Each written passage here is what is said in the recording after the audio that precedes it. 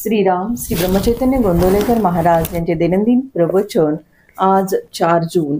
परमार्थामध्ये अभिमान आड येतो. शास्त्रामध्ये 2 गोष्टी सांगितलेल्या आहेत. इहलोक आणि परलोक कसे साधावेत हे दोन्ही स्पष्ट केलेले आहे. परंतु आपण प्रपंच तडीचा आणि परमार्थ सवडीचा मानतो. या दोन्ही गोष्टीमध्ये जाणत्याची संगत लागते. परलोक साधून देणाऱ्याला सद्गुरू म्हणतात. जो मनुष्य आपल्याला कळत नाही हे कबूल करतो त्याला सद्गुरूकडे जाण्याचा रस्ता मोकळा होतो. आपण भगवंताला शरण जात नाही, कारण आपला अभिमानच या शरण जाण्याच्या आड येतो. गंमत अशी की व्यवहारात सुद्धा आम्ही अभिमान सोडून ज्याला जे समजते त्याच्याकडे जातो.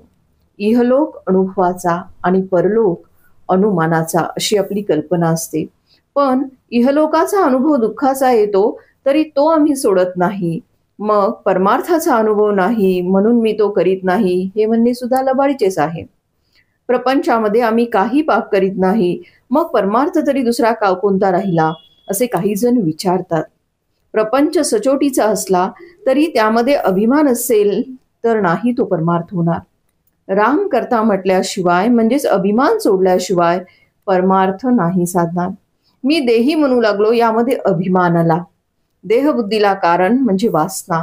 वासना हे सर्वांचे मूळ आहे.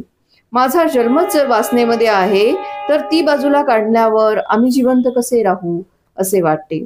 जो या वासनेचा खून करतो तोच परमार्थाच्या लायक असतो. अंती जी मती ती जन्माला कारण होते.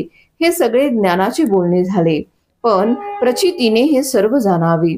बायकापुरांचा त्रास होतो, मन एकाग्र होत नाही म्हणून बुवा झाला, मठ केला, लोक येऊ लागले, त्यांना जेवायला घालण्याकरिता भिक्षा आणू लागला, पण भगवंत सर्वांना खायला घालतो हे विसरला.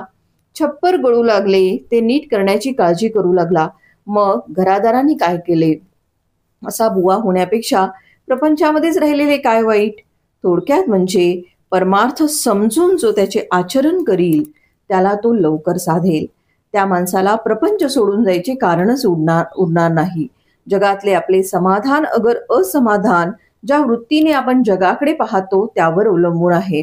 परमार्थामध्ये महत्व बाहेरचे ऐश्वर्य किती आहे याला नसून वृत्ती स्थिर होण्याला आहे, आणि भगवंताचे सतत अनुसंधान हाच वृत्ती स्थिर होण्याचा एकमेव उपाय आहे.